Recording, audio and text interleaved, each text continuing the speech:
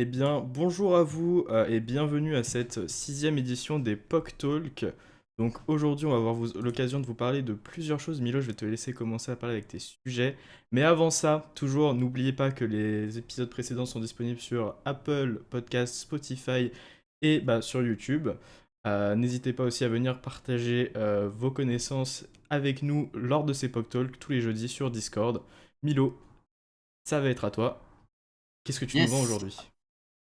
Alors aujourd'hui, comme certaines personnes m'ont relevé, on avait marre de parler de Claude Code et de Claude en général. Du coup, on va quand même en parler, mais j'ai combiné les deux sujets. Alors déjà, on va parler d'un peu ce qui s'est passé avec IBM. On va dire un peu IBM. IBM est actuellement dans la tourmente et je vais vous expliquer ce que c'est. Et du coup, je vais lier ça avec un sujet que Claude Fer a actuellement recodé une technologie pardon, très connue que tout le monde a forcément déjà utilisée dans sa vie. Et mon deuxième gros sujet, ça va être, je pense, l'une des plus grosses fuites de données de l'histoire qui s'est passée en ce début du mois de février et dont pas beaucoup de monde parle. Merci Milo. Et bien moi ensuite je vais pouvoir vous parler des dernières releases de TypeScript. Donc je vais vous parler de trois releases plus précisément. Et aussi je vous ferai un petit retenu de ce que moi je pense de TypeScript et des alternatives qu'on peut trouver. Et ensuite on va parler d'un sujet intéressant ou sujet un peu mystique. La Chine distille l'Amérique. Sans spoiler, il se passe des choses avec les modèles open weight chinois. On aura l'occasion d'en parler. Ok, hop, je vais mettre en plein écran. Alors du coup, le premier sujet, du coup, comme vous pouvez voir écrit en gros, IBM s'effondre en bourse après l'annonce d'Anthropic sur Cloud Code. Alors, à quel degré d'effondrement et quelle annonce d'Anthropic sur Cloud Code? Et ben, je vais éclaircir un peu tout ça. Du coup, le 23 février 2026, du coup, IBM, a subi une chute spectaculaire du coup, de 13% en bourse, ce qui équivaut à 31 milliards de dollars. Savoir que c'est la première fois depuis les années 2000, je crois, que IBM recense une telle chute dans sa bourse. Et quelle est la raison? Tout simplement parce que Anthropic a annoncé que Claude Code pouvait dorénavant accélérer la modernisation du COBOL. Euh, alors du coup, qu'est-ce que c'est le COBOL? C'est pas forcément un truc qui est encore très utilisé et très clair. Hop. C'est un langage de programmation assez vieux, mais qui était vraiment genre, la spécification d'IBM, et notamment pour ses ordinateurs, comme ils disent, ces ordinateurs centraux d'IBM au cœur des systèmes. Et enfin, IBM s'occupait majoritairement du COBOL dans le monde. Et du coup, suite à cette annonce, bah, du coup, IBM perd énormément de son intérêt parce que du coup, maintenant, d'autres personnes peuvent le faire du coup avec Cloud Code. Il faut savoir que en plus l'annonce a été, la chute est venue juste après un annonce sur le blog, même pas après des gens qui se sont rendus compte. Non, juste ils ont fait cette annonce là et tout le monde a cru, tout le monde croit Anthropic après tout ce qu'ils ont fait et du coup ont retiré toute leur action. Du coup voilà un langage qui a été créé en 1959. Voilà ce qui reste encore utilisé beaucoup dans les banques, les compagnies aériennes. Voilà, 95% des transactions distributeurs automatiques aux États-Unis reposent encore sur son langage vieillissant. Donc voilà, c'est quelque chose qui est très on va dire administratif et très back-end. Voilà, c'est jamais, vous allez jamais voir un site qui est fait en COBOL. Voilà, c'est encore plus vieux que le PHP pour ceux qui se demandent. Du coup, la moderniser un système COBOL, il coûte une fortune. Et aujourd'hui, les seuls qui étaient capables de faire ça, c'était IBM, avec voilà, des années de travail et des budgets colossaux. Aujourd'hui, Claude Code a dit que, en fait, non, on peut le faire. Et du coup, voilà. Une part significative de ses revenus provient directement de la vente, de la maintenance et du conseil autour de ces systèmes. Du coup, ces systèmes qui sont faits en COBOL. euh, donc voilà, du coup, s'il y a maintenant, elle permet aux entreprises voilà, de plus facilement moderniser tout ce langage vieillissant. Du coup, IBM perd une grande partie de ses revenus et va perdre une grosse partie de ses revenus. Donc aujourd'hui, on n'est pas encore sûr que c'est aussi performant. Je sais pas si des gens ont encore pu tester, mais suite à cette annonce, en effet, on peut se poser des questions. Et en effet, on va voir que ça se laisse pas forcément que à IBM. Il y a aussi d'autres soucis comme CrowdStrike, Datadog, etc. qui ont chuté lundi suite à du coup l'annonce d'Anthropic sur leur un peu ça s'appelle comment déjà Cloud Security. C'est l'annonce de Cloud Security, du coup ça veut dire que maintenant Cloud peut un peu gérer tout ce qui est faille et un peu servir de pen tester, on va dire, sur votre site. Et du coup, ça, forcément, c'est très bien parce que généralement, les audits de sécurité comme ça coûte vraiment très, très, très, très cher dans le monde de l'industrie, même des startups, des petites startups. Euh, et aujourd'hui, bah, Anthropic, en fait, est en train de ruiner un bon nombre d'entreprises déjà mises en place. Alors, on va en parler plus tard à la fin. À la fin, si on a le temps, je ferai encore truc des sorties des modèles d'IA. On va parler d'entreprises qui ship énormément. Mais du coup, là, on voit IBM, bah, tout le monde connaît cette entreprise. Moi, c'est une des premières entreprises dont j'ai postulé parce que c'était un peu genre le Graal. Et aujourd'hui, ils se font dépasser par la jeunesse Claude Code, on va dire. Et c'est un peu bizarre, on va se dire jusqu'où ils vont aller, qu'est-ce qu'ils vont manger, sachant que ouais, ils ont aussi fait un Claude Code en remote, du coup, ils s'inspirent de OpenClaw. Mais bon, ça aussi, je vais en parler plus tard. Euh, je vais en parler plus tard, mais voilà, c'est instaure un peu un climat de terreur comme ça dans les entreprises un peu vieillissantes, enfin un peu âgées, en se disant est-ce que nous aussi on va se faire remplacer? Ils ont déjà remplacé IBM, ils ont remplacé CrowdStrike, etc. C'est qui la prochaine qui va y passer? Et du coup, voilà, sur l'ensemble du mois de février 2026, IBM a perdu 27% de sa valeur. Son pire mois depuis 1968. Et du coup, voilà. Et voilà, la question, comme on a dit, c'était juste suite à une annonce sur un post. Mais du coup, est-ce que les marchés, ils ont surréagi ou pour le coup, est-ce que la menace de l'IA, elle est vraiment réelle? Est-ce que ça va vraiment mettre en cause une entreprise qui est vraiment là et bien implantée? Et du coup, pour un peu rebondir sur ça, euh, il s'est passé un autre truc avec Claude Code. Ça fait beaucoup de bruit ces derniers jours. Claude Fer qui met un article intitulé How we rebuild Next.js with AI in 1 week.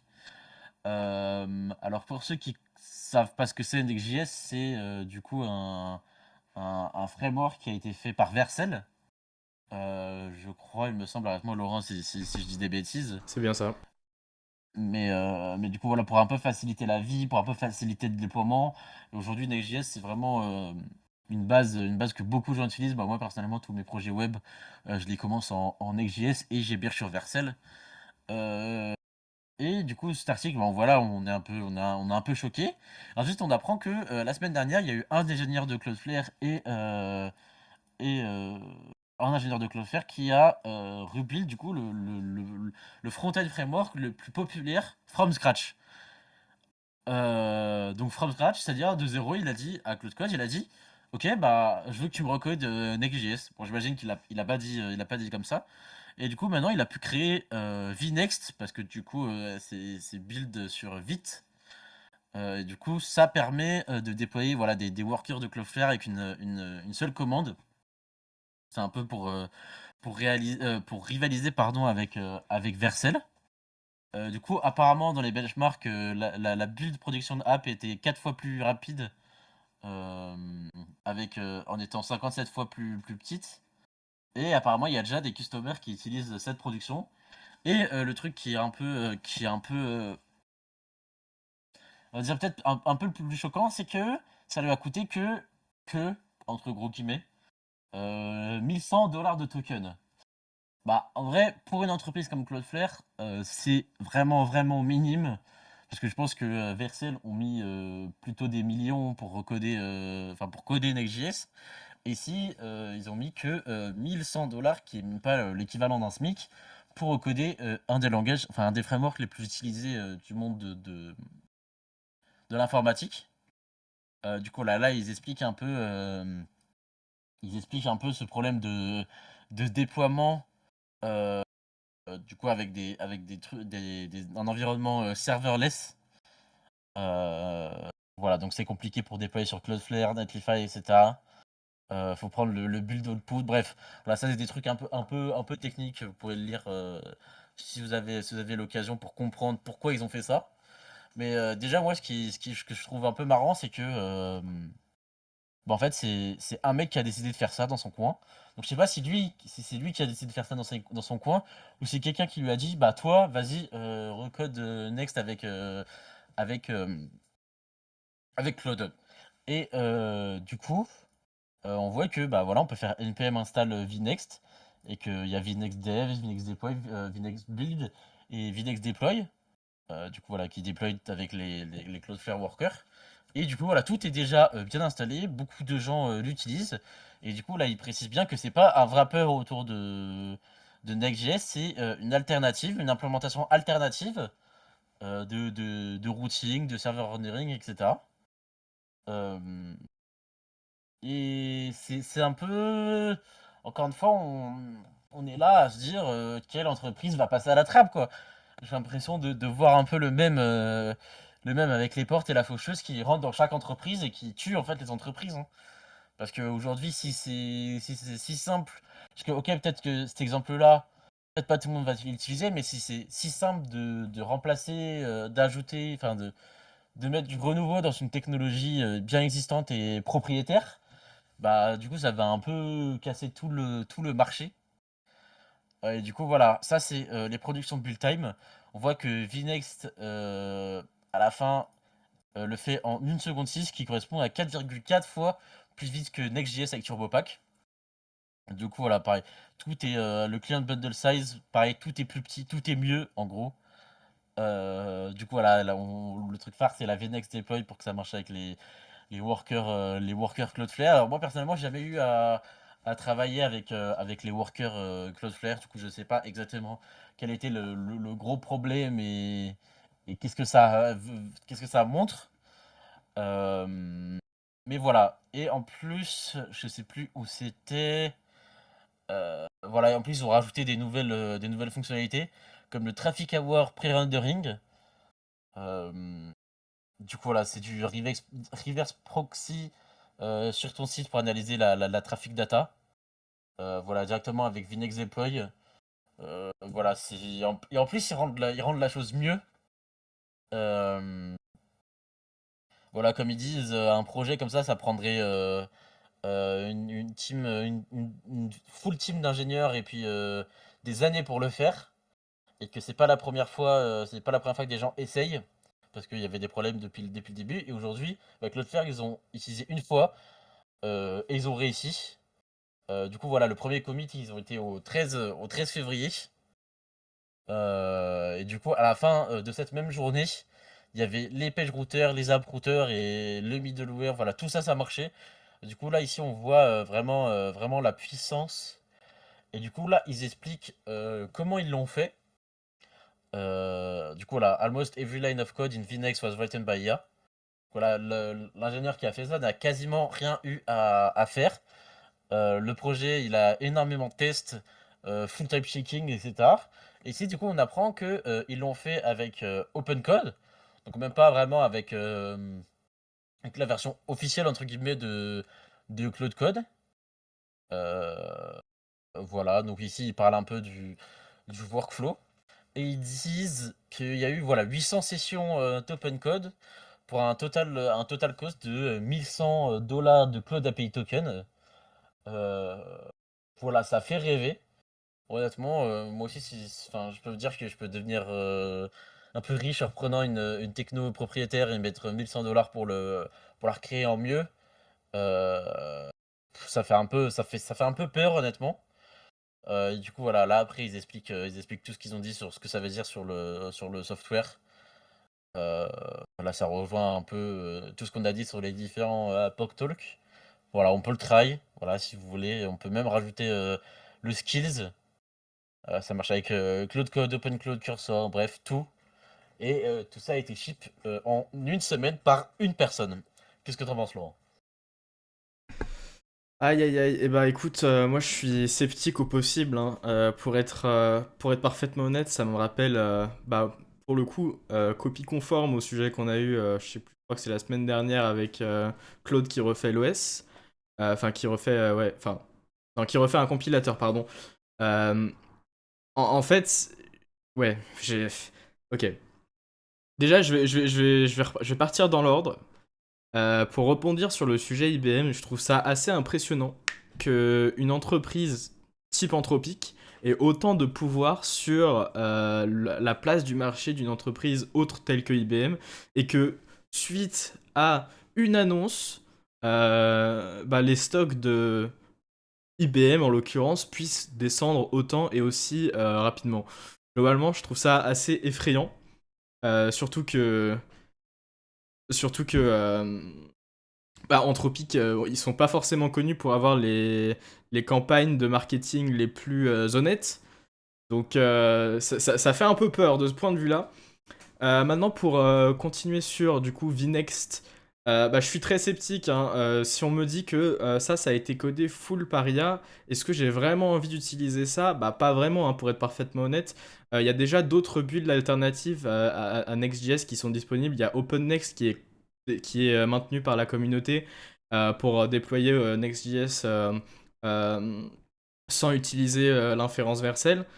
Et bah, ça fonctionne très bien aussi, tu vois. Donc, je suis vraiment très sceptique parce que globalement, dans l'article que tu nous as montré, est-ce qu'il y a une liste des fonctionnalités qui fonctionnent sur VNext qui sont implémentées dans Next.js? Est-ce qu'il y a une liste des C'est-à-dire fonctionnalités un qui... comparatif? Ouais, un Non. comparatif de fonctionnalités. Bah, tu vois, ça, c'est un article de Cloudflare directement. Ouais. Bah, tu vois, quand je vois pas de comparatif et que c'est Cloudflare qui propose ça et qu'ils font l'article. Enfin, j'ai aucune assurance que tout ce qu'ils me disent est véritable ou quoi que ce soit. Parce que bah, Cloudflare, ils ont pour le coup beaucoup d'incentives à diriger le curseur vers où ils veulent réellement aller, tu vois. Parce que ils sont. Enfin, Ouais. globalement, Cloudflare et Vercel, ils sont en compétition directe actuellement. Et pas que récemment d'ailleurs, hein. C'est des compétiteurs actifs dans le monde du cloud. Et ils sont pour le coup assez serrés avec Vercel. Surtout que, bah, du coup, bah, mon Siri s'est activé, excusez-moi. Euh, que disais-je? Je disais, Vercel, quand il déploie tes applications Next.js avec comment ça fonctionne? Ils build ton application, mais ils font plein d'autres choses. Et d'ailleurs, j'ai pas mal de contexte là-dessus parce que j'ai pu explorer. En fait, toutes les serveurs actions, toi Milo, qui a déjà fait du Next.js, tu sais ce que c'est une serveur action? C'est Ouais. une fonction qui est exécutée sur ton serveur que tu peux appeler directement depuis ton front-end et ça se fait magnifiquement, tu vois. Et bah ça, en fait, ce qu'ils font AWS, c'est qu'ils font des bundles de chaque serveur action et ils uploadent ça sur une image, enfin non pardon, sur une fonction serverless AWS, sur une lambda. Et ils remplacent les appels de ces fonctions-là par du coup des calls AWS vers les fonctions directement. Donc en fait, c'est du serverless que tu fais quand tu te fais des serveurs actions. Et ça, bah, ils sont pas du tout contents, Cloudflare. Ils sont pas du tout contents parce que du coup, ça utilise l'inférence AWS concurrent directement à Cloudflare avec leur worker dont tu as pu parler. Et bah, ils veulent forcément que les gens utilisent des Cloudflare Workers à la place. Donc quand tu as dit à un moment que tu pouvais deploy avec des Cloudflare Workers, pour moi c'est exemple numéro un de pourquoi est-ce qu'ils ont voulu faire ça. Bah, utiliser des Cloudflare Workers, c'est pas nécessairement une décision pratique de développement qu'ils ont prise de mettre des Cloudflare Workers à la place des lambda AWS. C'est purement parce que c'est Cloudflare qui a fait ça et qui voulait promouvoir leur worker. Ouais. Donc, en fait, là, globalement, j'ai des doutes un peu dans tous les sens avec ce projet. Je suis vraiment très sceptique. À voir. À voir sur qu'est-ce que ça donne Qu'est-ce que ça donne, on va dire, sur le long terme? Sans quoi, ils estiment que c'est environ un clone à 94% de Next.js. Encore, ils peuvent pas. Enfin, Euh, alors, je suis désolé, je te coupe Vas-y, encore, vas-y. Milo. Encore, je suis désolé, mais je ne peux pas trust cette statistique. Dans ce cas-là, faites-moi un tableau avec un comparatif des fonctionnalités qui fonctionnent dans l'un, qui fonctionnent dans l'autre, qui fonctionnent pas dans l'un, qui fonctionnent pas dans l'autre. Dans ce cas-là, là, je te croirais, ouf. Enfin, j'aurais plus d'inclination à comprendre ce que tu vas me dire. Mais là, juste, tu me sors un 94% qui sort d'absolument nulle part, bah juste, trust me bro, bah, je suis pas trop incliné à te croire, tu vois. Oui, je comprends totalement, hein. De toute façon, maintenant, va falloir tester. Là, je vois tout le monde dire après, ouais, c'est juste, on a juste à remplacer une commande. J'ai vu un truc.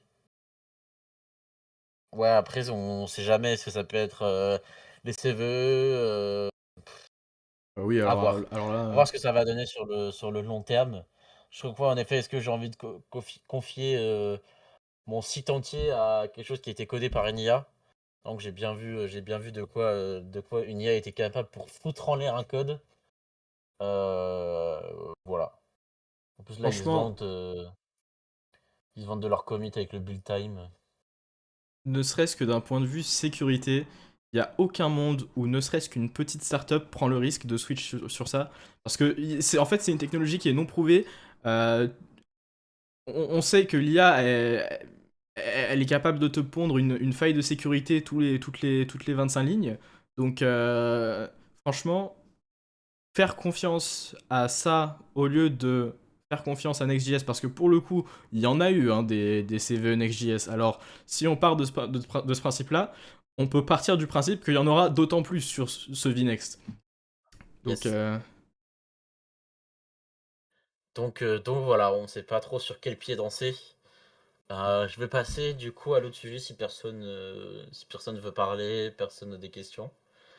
Ok, bon, moi j'ai une petite question pour vous. Si je vous parle de la plus grosse faille, le plus gros leak, on va dire, de données personnelles, vous pensez à quoi? personnellement, ça me rappelle une faille de sécurité qu'il y avait eu à Target aux Amériques. Il y a, je sais plus en Ouais. quelle année d'ailleurs. Euh, il y avait eu une grosse faille qui avait leak tous les données customer de Target qui avait jamais créé un compte. Il y avait même eu des cartes, enfin, des cartes bancaires qui ont été leak. Ça me fait penser à ça, Ouais. à titre Bah, personnel. on en est 10 fois plus gros. Personne d'autre a d'autres guess? Non. Bon. Alors, il faut savoir que, du coup, en ce début d'année, une entreprise qui s'appelle ID Merit, voilà, je sais pas s'il y en a qui connaissent. En gros, c'est des spécialistes du KYC, du coup, Know Your Customer, du coup, ça permet de vérifier l'identité d'un client. Ont décidé enfin, ont décidé, je pense pas que c'était intentionnel, de mettre en ligne sur MongoDB une base de données de 1 téraoctet de données qui contenait notamment 1 milliard d'enregistrements de personnes. Voilà, je ne sais pas si vous vous rendez compte, c'est-à-dire que n'importe qui avait l'adresse IP de la DB ou du serveur pouvait accéder à 1 milliard de données de personnes. C'est-à-dire que les données, c'est quoi? C'est le full name, les adresses, le code postal, la date de naissance, le National ID, les numéros de téléphone, l'email adresse, les telco metadata, donc en gros, voilà, quel opérateur tu as. Et aussi les social profile annotation, du coup, ça veut dire enfin des trucs sur ton social profile. Euh, du coup, juste pour vous faire peur vite fait, là j'ai un article qui résume qu'est-ce que quelqu'un peut faire avec toutes ces données. Donc de l'usurpation d'identité, non, enfin usurpation d'identité, ça peut être vraiment hardcore, notamment parce qu'il y a un numéro d'identification nationale qui a été leak. Du coup là, il peut ouvrir des comptes frauduleux, contracter des crédits, effectuer des démarches administratives au nom d'une victime. Pareil, faire du SIM swapping. Du coup, pour ceux qui s'y connaissent pas trop en, en hacker, on va dire. Le SIM swapping, c'est tout simplement, comme son nom l'indique, prendre le contrôle du numéro de téléphone de quelqu'un pour justement intercepter des codes d'authentification qui sont envoyés. Fraude au crédit, risque à long terme. Et parmi 7 milliards d'enregistrements qui ont été leaks, il y a 52 millions relatifs à la France. Est-ce que vous vous rendez compte ce que c'est 52 millions? Déjà, petit quiz vite fait. On est combien en France? Laurent, tu peux répondre? Je ne sais pas. J'en ai Quelqu'un a la aucune réponse idée. dans le chat sans tricher? 79 millions. 79 millions. Eh ben non, c'est 69 millions du coup actuellement en France en janvier 2025. 2026, pardon. Donc c'est-à-dire que sur 69 millions de Français actuellement, il y a 52 millions de personnes qui ont actuellement leur nom, prénom, adresse, email, numéro de téléphone, numéro de sécurité sociale, partout sur Internet. Voilà. Mais bon, là maintenant, voilà, j'étais allé on va dire le trauma. Mais voilà, donc vous pouvez voir environ le nombre de leaks. Déjà aux États-Unis, il y a eu 204 millions de personnes qui ont été leaks. Euh, voilà. Et pareil, c'est énorme. Ceux qui s'en sortent le mieux, bah, c'est les Chinois. 8 millions pour 1 milliard d'habitants. Après, c'est parce qu'ils n'utilisaient pas forcément. Enfin bref, là-bas, tout est sécurisé autrement. Alors déjà, voilà, la question se pose. Est-ce que c'est... Ok, c'est exposé, mais est-ce que c'est téléchargé? Sachant que je sais plus sur quel article c'était ici. En gros, la chronologie des faits. Voilà, il y a des chercheurs de Cybernews, du coup, qui est une newsletter un peu cybersécurité, etc., qui ont découvert cette instance MongoDB non protégée. Ils ont alerté ID Merit et ils ont mis à jour leur base le jour même. Mais du coup, on ne sait absolument pas si la base de données a été trouvée par d'autres personnes que ces chercheurs de Cybernews. On ne sait pas. Aujourd'hui, on ne sait pas si ces données ont été leaks. On ne sait pas s'il y a quelqu'un qui a stocké ces 1 terabit de données. Euh, donc voilà, ça met un peu tout le monde dans le flou. Du coup, la pensée à surveiller vos comptes bancaires, renforcer vos identifications, etc. Parce que là, je pense qu'on est sur le plus gros leak de la décennie, voire de toute la vie, genre. Euh, En Du plus, le siècle. pire, Du millénaire. du siècle, du millénaire, tout ça. Exactement. Le pire, c'est que vous ne savez même pas qui c'est Idi Émérite. Vous ne saviez même pas. Et c'est ça qui est grave, c'est-à-dire que vous n'aurez même pas pu contrôler, parce que du coup, c'est un prestataire qui fait des vérifications d'identité, qui servait notamment au niveau des banques, je sais plus s'il y a la liste, etc. Des banques, des émetteurs de services financiers, des e-commerçants, des mutuelles, des assurances, des opérateurs téléphoniques ou des acteurs de jeux d'argent en ligne. Euh, voilà, toutes ces personnes-là qui ont déjà fait des vérifications d'identité, bah voilà, bonne chance à vous. Bonne chance à vous, vérifiez bien vos comptes bancaires. On ne sait pas ce qui est passé, et du coup, ouais, en effet, ça rappelle un peu SumSub, du coup, qui a eu pareil une alerte à l'intrusion, parce que c'était pareil un KYC qui a été utilisé sur des plateformes spécialisées dans la crypto-monnaie et aussi par Duolingo. Et du coup, eux, je crois que voilà, l'incident, il y a eu une intrusion qui a été repérée en juillet 2024 et l'incident a été déjà sorti. Du coup, pareil, il y a eu encore des millions de data qui ont été leakés.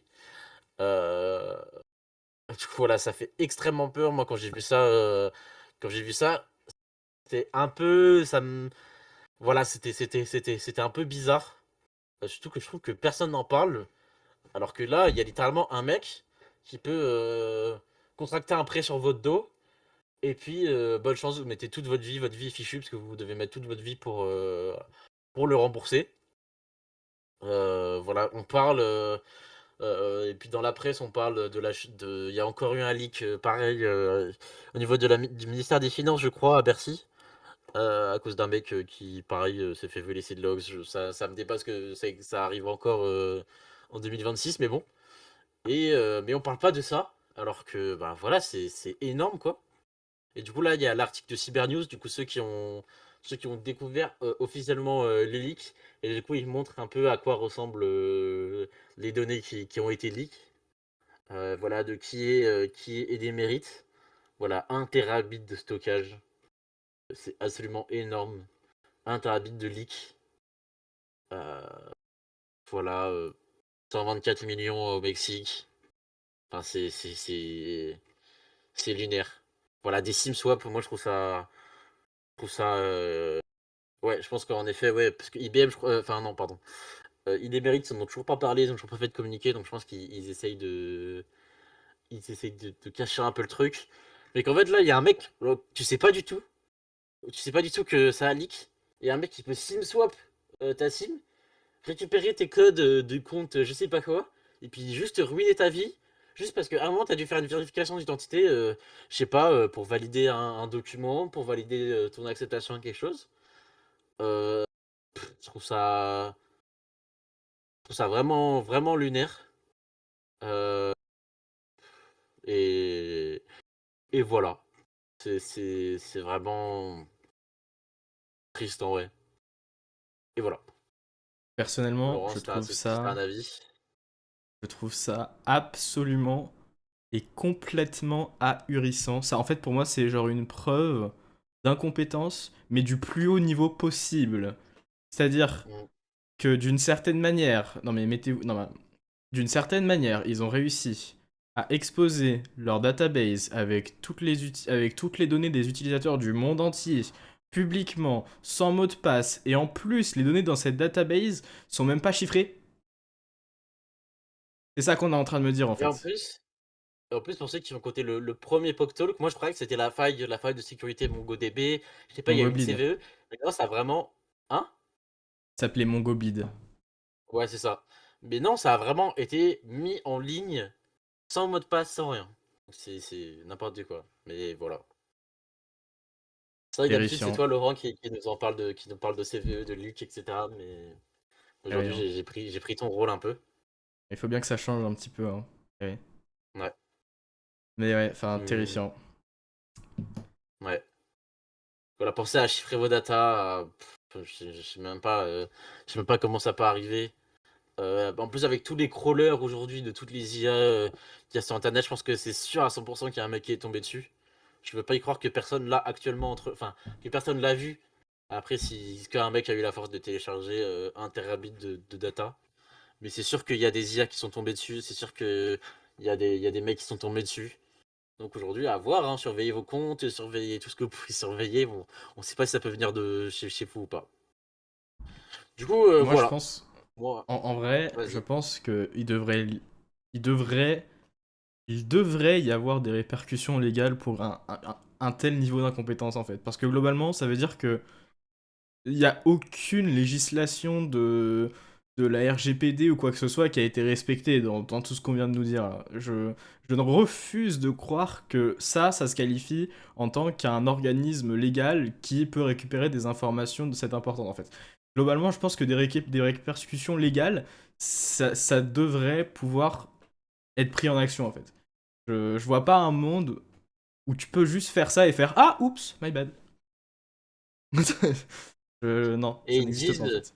i- IBM ont quand même dit qu'il y a apparemment une architecture fail-safe et qu'aucune violation de données n'est possible avec leur système.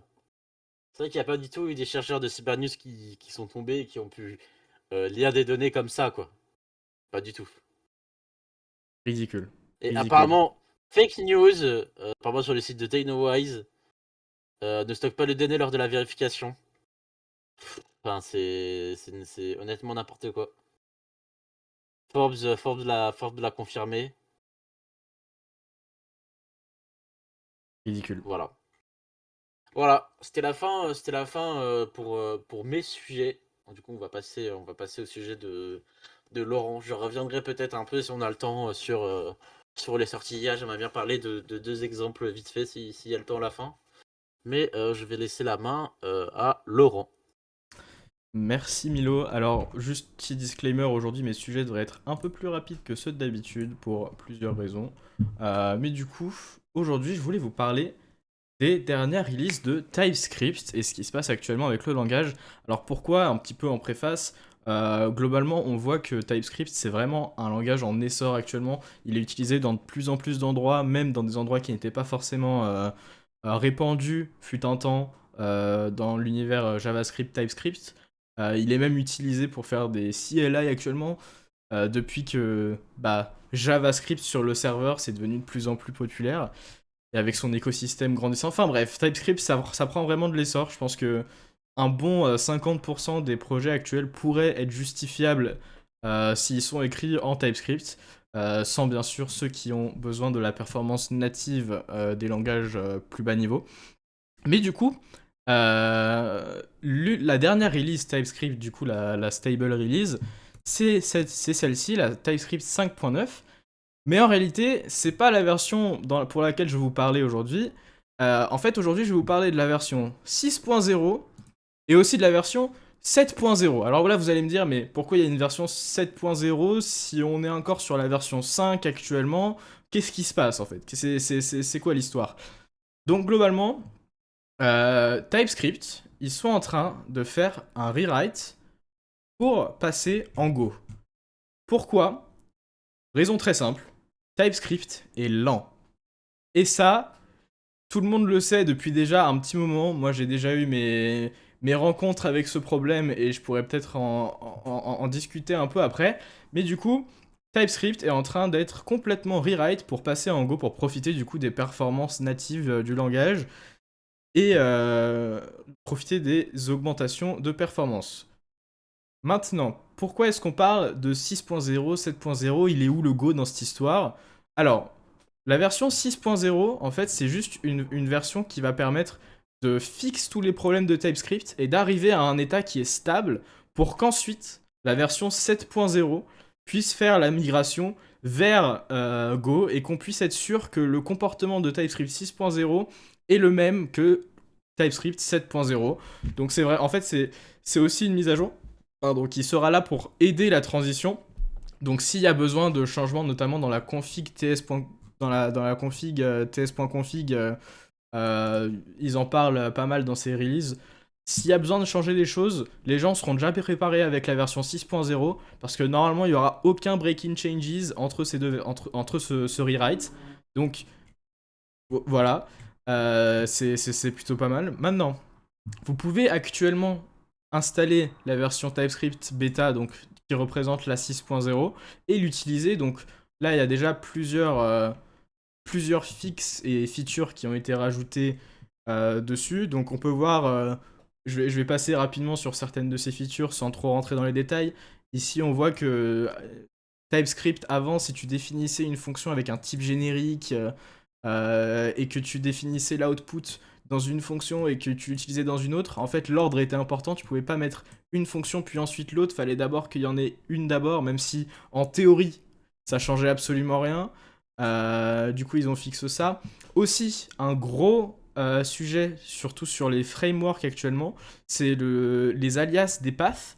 Donc si vous utilisez du Next.js, généralement vous voyez souvent // qui correspond à la route de votre projet dans source. Et bah ça en fait c'était fait un peu avec un truc un peu shady en changeant le base URL dans un import et ensuite tu mettais des règles. Mais en fait maintenant c'est supporté totalement nativement et bien mieux fait avec la directive import dans votre config.ts qui se base directement sur votre route et qui va chercher vos imports et vous pouvez faire des sub-imports comme vous le faisiez classiquement mais de manière plus sécurisée.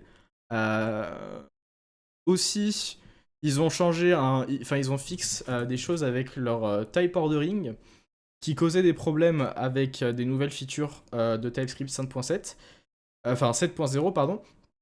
Par exemple ici, vous pouvez voir que vous avez une fonction qui renvoie soit 100 soit 500, mais en fait en TypeScript si tu définissais une variable qui d'abord contenait 500 et ensuite tu avais la même fonction qui retourne 100 ou 500, dans l'ordre des types, ça changeait parce que 500 avait été référencé avant, et du coup, il disait qu'il returnait 500 ou 100 dans cet ordre-là. Alors, ça peut créer des problèmes. En théorie, c'est la même chose, on est d'accord, hein, c'est une union de types, donc de manière factive, c'est le même type, mais ça peut quand même créer des problèmes, surtout avec ton LSP. Si tu fais des choses un peu funky avec tes types et que tu fais des types un peu algébriques, tu peux avoir des problèmes avec ça. Parce que du coup, tu peux avoir un mismatch entre un type et un autre si t'attendais à ce que le premier soit le type de quelque chose et le deuxième soit le type d'autre chose. Enfin bref, ça a créé des problèmes. Aussi, changement long attendu de la communauté. Maintenant, euh, le...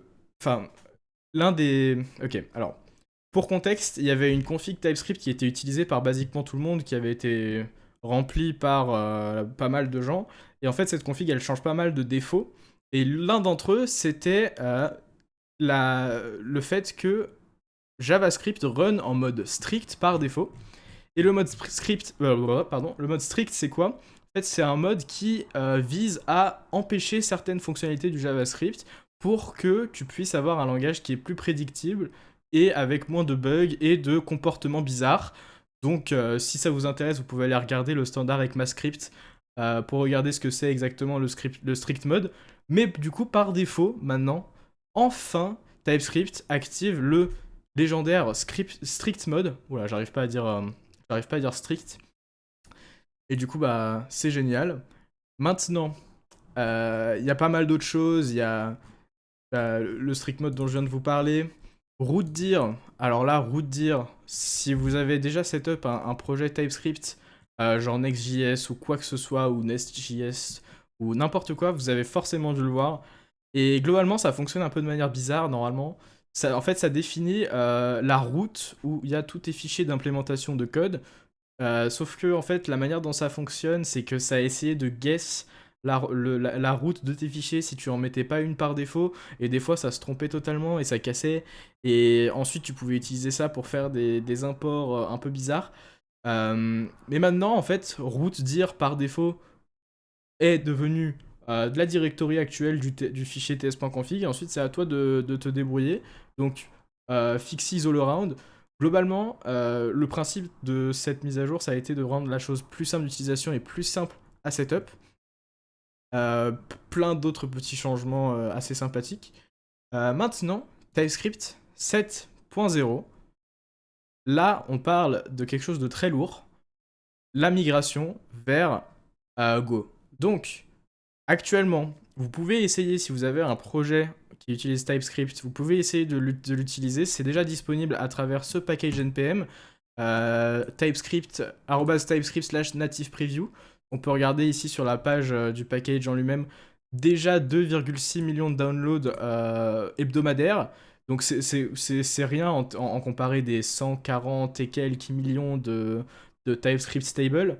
Mais on voit qu'il y a quand même un intérêt assez grand pour ça. Et pourquoi? Eh ben, en fait, c'est pas pour rien. On peut voir que les gains de performance sont non négligeables parce que on voit que une codebase comme Sentry qui avant avec le compilateur TypeScript mettait 130 secondes à être compilée, mais maintenant 16 secondes, donc un facteur de 8 de speed-up. Pareil pour d'autres codebases ici, vous pouvez voir que ça va, pour VS Code, c'est du x10 carrément. Ça passe de 89 secondes à du 8,7 secondes. Plein d'autres. Enfin, globalement, si vous avez des problèmes avec votre codebase TypeScript, que c'est un peu lent, que quand vous appuyez sur aller sur la définition, ça prend 20 milliards d'années, ou ce genre de choses, TSGO, ça va être vraiment incroyable.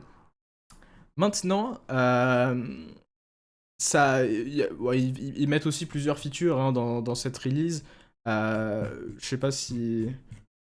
Ok, bon, c'est pas listé ici, mais il y aura plusieurs nouvelles features également, notamment les standards ECMAScript qui vont être upgrade. Mais à part ça, vous pouvez du coup essayer ça directement.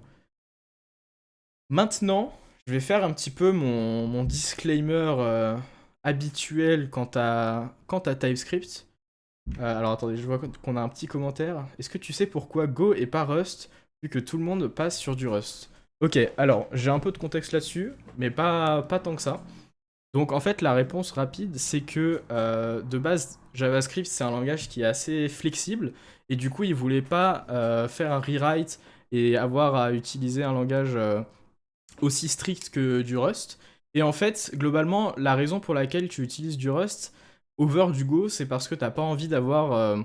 Alors, pour contexte, du coup, Go, c'est un langage qui est garbage collecté. Ça veut dire quoi? Ça veut dire que t'as pas à gérer ta mémoire. Et le Rust, il est. Certes, t'as pas besoin de gérer ta mémoire directement grâce au borrow checker et à la compilation et tout ça. Mais du coup, l'intérêt principal du Rust over le Go, c'est si t'as pas envie d'avoir un garbage collector qui run pendant l'exécution de ton programme, qui va du coup ralentir l'exécution de ton programme et de manière absolument random faire en sorte que une requête par exemple prenne 1 milliseconde et une requête prenne 10 millisecondes parce qu'en fait il y a eu un run de garbage collector qui est passé entre les deux. Donc Rust c'est prédictible, Go ça l'est un peu moins. Mais du coup, bah, vu que c'est un compilateur, bah, en fait, tu t'en fous globalement s'il y a un run de garbage collector pendant l'exécution de ton compilateur, parce que bah, ça va se faire en un run et enfin, y a pas de reproductibilité à avoir pendant l'exécution de ton programme. Donc, globalement, ils sont partis.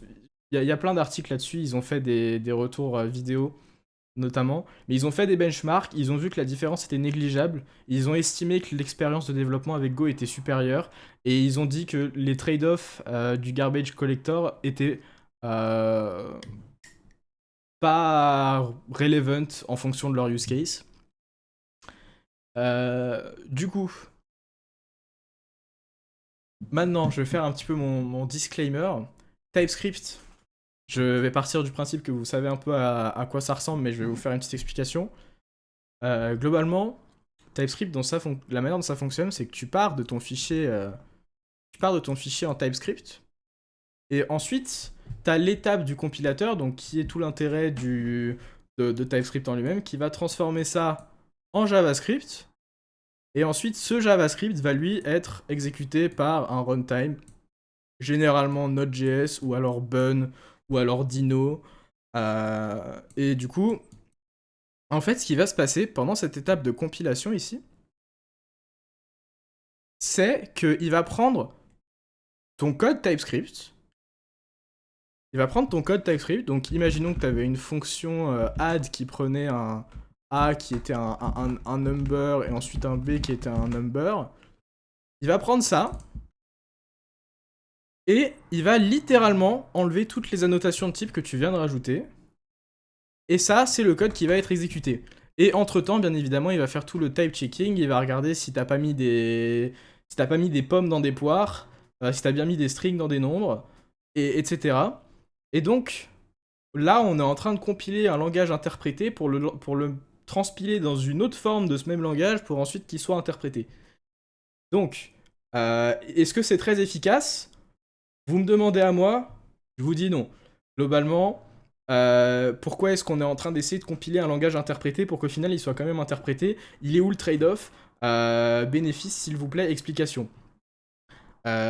Donc, il y a en fait... alors, déjà, je vais commencer par dire qu'il y a des alternatives, même si elles sont pas forcément utilisées ni aimées par la communauté. Là, vous voyez un exemple de JSDoc, où en fait c'est la même chose que TypeScript. Vous pouvez aussi faire des définitions de type. Mais en fait, ça se passe tout dans des commentaires, donc bah, il n'y a, y a pas besoin de compilation, c'est directement du JavaScript en fait. Node.js va être capable d'exécuter ça directement, sans problème. Et, eh bien, du coup, l'avantage de ça, c'est que bah, tu peux faire ton type checking de manière totalement indépendante et ensuite bah, exécuter ton code comme ça devrait l'être. Et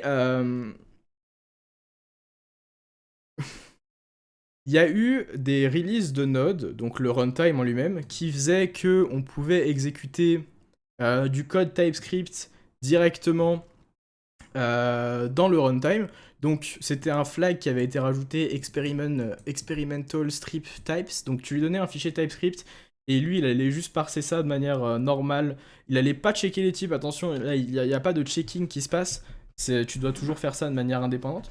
Mais du coup, bah, tu peux exécuter du TypeScript. Donc globalement, si vous avez déjà fait des builds Next.js ou quoi que ce soit et que ça prenait sa vie à se lancer, bah, c'est à cause de cette étape-là. Et bah, en théorie, ce flag, il est censé éviter cette étape de build. Je passe les détails parce qu'il y a bien évidemment des cas où c'est pas vraiment le cas, mais dans la grande majorité, c'est le cas. Et bah, le problème, c'est que bah, en fait, ça s'est pas démocratisé, il y a personne qui a fait le switch.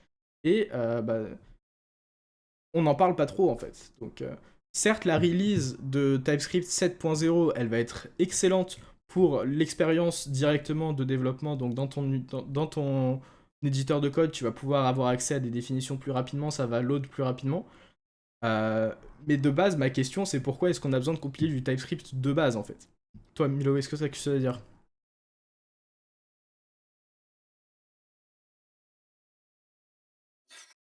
C'est un peu trop technique, un peu trop technique pour moi. C'est un peu trop Moi, le technique. TypeScript, je n'utilise pas beaucoup, mais après, enfin, je ne partage pas ta haine du TypeScript comme toi. Après, c'est vrai que là, si on peut faire un changement, en effet, 8 fois plus rapide sur la compilation, bah, c'est quand même une très très grande avancée. Et oui, je ne déteste pas le TypeScript, by the way. C'est juste, je dis que c'est pas la meilleure solution. Ouais, ouais.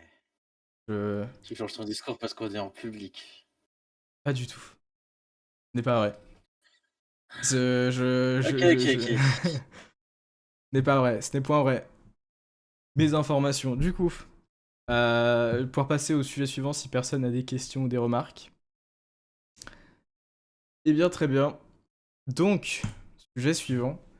La Chine distille l'Amérique. Alors, en fait, là, ce sujet, ça vient directement des rapports qui ont été faits par tous les labos principaux d'IA que vous connaissez tous, Google, Anthropic, OpenAI, qui sont actuellement en train de dire que la Chine est en train de distiller ses modèles pour entraîner les leurs. Alors, là, je viens de dire des mots, qu'est-ce que ça veut dire? Déjà, distiller un modèle, c'est quoi? En gros, c'est le principe de partir. Alors, quand on entraîne un modèle, il y a deux étapes principales. Il y a l'étape où tu vas lui donner du contenu et il va s'entraîner sur ce contenu et il va essayer de prédire le prochain token. Et s'il a réussi à prédire le prochain token, tu lui dis bon travail. S'il n'a pas réussi, bah tu le corriges. Et du coup, ça c'est le principe de training. Et ça c'est la première étape. Et ensuite, il y a une deuxième étape où ça s'appelle l'instruction training. Et c'est l'étape où on va lui donner des exemples qui sont concrets. On va lui dire, bah, par exemple, build-moi cette application Next.js. Et ensuite, on va lui donner une output qu'il est censé pouvoir reproduire. Et on va le train en fonction de ces cas qui sont du coup très spécifiques. Et donc ça, c'est l'instruction training. Et le principe de distillation, c'est que pour entraîner ton modèle, eh ben en fait, tu vas te baser sur l'output d'autres modèles. Donc, ici, on peut voir un rapport de la GTIG, donc c'est la Google Threat Intelligence Group, donc c'est ceux-là qui font des recherches sur actuellement ce qui est en train de se passer d'un point de vue sécurité sur Google. Et bah, ils ont dit que les laboratoires de recherche chinois sont actuellement en train de distiller leurs modèles en s'entraînant sur bah, du coup les modèles de Google. Donc, moi je trouve ça assez drôle. Globalement, je sais pas si je vais réussir à trouver directement, je suis désolé, la page s'est rafraîchie. Euh, super. Ok, sympa. Ok. Du coup, ils sont en train de dire, on n'est pas content parce que les modèles chinois, ils viennent de casser nos Terms of Services pour entraîner leurs modèles avec les nôtres. Et en fait, ils sont en train de dire que là, ils sont en train de voler la propriété intellectuelle de Google. Et c'est là où je mets des gros air quotes, des gros guillemets. Ils disent que c'est de la propriété intellectuelle et que ça rentre pas dans les termes d'utilisation. Sauf que, bah, en fait, c'est une IA générative. Globalement, Google, je pense, de toutes les entreprises qui font actuellement du training sur des modèles, c'est probablement l'entreprise qui s'est le plus basée sur du contenu qui n'était pas leur propre propriété intellectuelle. Je pense que vous serez d'accord que dire qu'actuellement, il y a beaucoup de professions qui sont en train de mourir, ou qui sont en train, en tout cas, de souffrir grandement de par le fait que tous ces modèles se sont entraînés sur du contenu où ils n'étaient pas forcément autorisés de s'entraîner, et au final, bah maintenant ils sont capables de reproduire presque à l'identique ça, et donc là, ce que Google est en train d'essayer de dire, c'est on n'est pas content, ils sont en train de voler notre propriété intellectuelle pour entraîner leur modèle, sauf que, allô, s'il vous plaît, vos modèles ils sont entraînés sur quoi de base? Parce que je suis presque sûr que pas tout le monde ait donné l'accord de se faire entraîner sur les datas que vous avez pris sur le magnifique internet. Et bah pour le coup, c'est pas les seuls qui se plaignent. Il y a OpenAI qui fait la même remarque et qui sonne l'alarme concernant ces problèmes-là. Donc OpenAI, on croit à un meilleur futur pour l'avenir de l'IA. On croit à l'IA démocratique. L'IA démocratique, hein, bien évidemment. Très démocratique. Hein, non mais et globalement, ils disent que c'est le parti communiste chinois qui fait ses attaques, notamment avec la release de DeepSeek R1 pour le nouvel an chinois.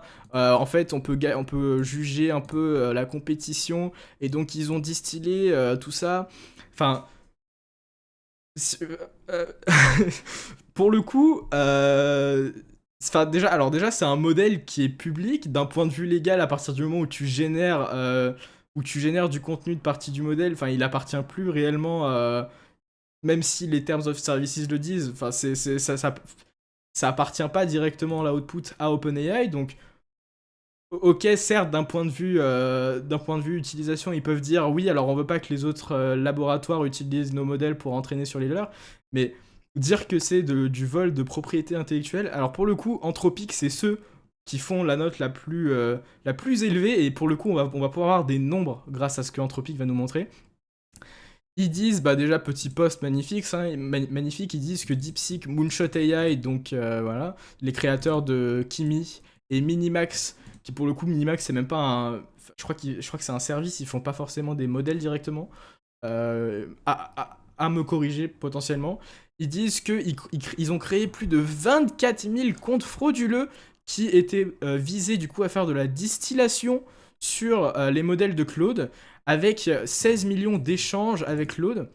Alors, ils n'ont pas encore défini ce que ça voulait dire échange, mais du coup, ils vont le définir dans cet article juste là. Et ici, bah du coup, ils réitèrent la même chose, mais ils vont pouvoir dire que DeepSeek, et là ils font des estimations, environ on fait 150 000 échanges avec les modèles Claude pour distiller leur modèle. Un échange pour le coup, c'est quoi? Ça va être littéralement un call API à Claude directement, ça compte comme un échange. Dites-vous que quand vous faites un chat, quand vous parlez à une IA, il vous demande quelque chose ou il doit faire appel à un outil ou n'importe quoi, ça compte comme un échange. Chaque retour que tu fais à l'IA, chaque réponse qu'elle doit faire, chaque appel à un outil, tout ça, ça compte comme des échanges. Et du coup, quand on met ça en contexte, 150 000 échanges, bah en réalité, c'est même pas tant que ça. Une personne lambda, dans une journée absolument random, peut faire 150 000 échanges. Bon, certes, c'est quand même pas mal, mais à l'échelle même d'un individu, c'est pas forcément énorme. Et ensuite, on peut voir que Moonshot AI, ils ont fait 3,4 millions d'échanges. Donc pour le coup, là, c'est un peu plus conséquent. Il y a quand même plus de choses à noter ici. Minimax, 13 millions d'échanges. Donc pour le coup, c'est encore une fois pas forcément justifié parce que Moonshot AI, encore une fois, je suis même pas sûr qu'ils fassent leur propre modèle. Je crois que c'est juste un service qui utilise les modèles de Claude. Donc, qu'ils fassent autant de requêtes, c'est genre normal dans ce cas-là. Il disait pourquoi est-ce que c'est important. Et là, il cite. Alors oui, c'est important parce qu'en fait, d'un point de vue sécuritaire, si un modèle se traîne sur nos modèles et qu'il y a un problème de sécurité, genre que le modèle il te dit comment faire une bombe nucléaire, et ben ensuite ça pourrait être un gros problème si on distille ça sur plusieurs autres modèles, et du coup bah c'est pas cool. Et donc ça, là, moi je lis ça en mode, bah en fait, on veut pas qu'il y ait des modèles open weight qui se basent sur nos modèles, mais attention, on va pas dire que c'est juste parce que on a peur que on perde des parts de marché ou n'importe quoi, que nos modèles soient moins populaires. Non, c'est à cause de la sécurité. Parce que s'ils distillent nos modèles, ils auront les mêmes failles de sécurité, et ça, c'est pas correct. Et du coup, le problème de sécurité, tu l'auras quand même avec le modèle de base s'il y a un problème d'alignement. Donc, elle est où la logique dans cette histoire? Enfin bref. Milo, parle-moi. Qu'est-ce que tu vas me dire? Je vais parler rapidement parce qu'il y a plus beaucoup de temps. Enfin, c'est même déjà fini, mais ouais, je trouve ça. Après, je trouve ça un grand amassis de. Comment dire? Enfin, c'est culotté de la part de tous ces modèles-là de dire non, on veut pas qu'ils nous volent toutes nos données. Genre que, comme tu l'as dit 1000 fois, toutes ces données de tous ces modèles sont volées elles-mêmes au web. Voilà, elles ne sont pas trouvées miraculeusement. Donc, en effet, je trouve ça un peu culotté pour tout ça. Et puis, Ouais, moi, ma théorie, c'est juste qu'ils ont le seum qu'ils fassent des modèles open source bien meilleurs que leurs modèles qui font payer 30 euros. Voilà, c'est ma ouais. théorie. J'ai oublié aussi de Sachant que mentionner, là, mais il y a un nouveau modèle Qwen encore qui est sorti, qui est encore meilleur que Sonnet 4.5, enfin bref. ouais, j'ai oublié aussi de mentionner, mais récemment, Anthropic a fait un accord sur une action légale qui visait à réprimander le fait qu'ils se font train sur des livres d'auteurs. Et du coup, pour la résolution de ça, c'est que maintenant ils doivent payer des licences à tous ceux qui se présentent avec une preuve comme quoi leur livre a été train par-dessus le modèle, et ils doivent payer une licence à chacune de ces personnes. Donc dans ce contexte-là, on sait qu'ils ont, bah, de manière totalement illégale, pris ce contenu-là, ils sont train par-dessus. Et quand ils sont actuellement en train de payer d'un point de vue légal là-dessus, et là on me dit, bah non, regardez, ils sont en train de voler notre travail, c'est pas cool. Enfin bref, Notre travail. voilà, voilà. La propriété intellectuelle d'Anthropique, bien sûr, hein. Basée sur les C'est connaissances ça. du monde entier. Pareil pour Exactement. OpenAI et Google. Dans quel monde vivons, dans quel monde vivons. Exactement. Bon, on va pas vous retenir plus longtemps. De base, je voulais parler d'autres petites sorties. D'ailleurs, il y a Nano Banana 2 qui est sorti pendant le talk. Voilà, si vous voulez aller vous faire kiffer. Il y a Perplexity Computer qui est sorti, qui a un peu un truc Claude OpenClaw où il peut analyser des trucs vraiment profonds, etc. Il y a un mec qui a refait un terminal Bloomberg avec Perplexity Computer, alors que normalement c'est un truc qu'on paye 30 000 euros la licence par an pour les traders. Je vous conseille à aller vous renseigner. Je vous envoyer un petit lien d'ailleurs vite fait. Et puis sinon, on va se quitter là-dessus. Voilà, je vous invite à regarder aussi la vidéo de Perplexity en dessous. Elle est aussi très choquante. C'est la démo de Perplexity Computer et regardez aussi la vidéo du mec. C'est super intéressant. Enfin, c'est super beau, on va dire. Mais voilà. Bonne soirée à tous. L'épisode sera disponible en podcast pour ceux qui ont loupé le début. Elle sera disponible en podcast à partir de ce soir ou demain. Et pareil, vidéo dès qu'on reçoit la miniature. On se retrouve jeudi prochain, même heure, pour le prochain PokTalk, le PokTalk numéro 7. Et puis voilà, n'hésitez pas à en parler autour de vous pour que plus de monde encore puisse venir. Et puis je crois que j'ai tout dit. Excellente soirée à vous.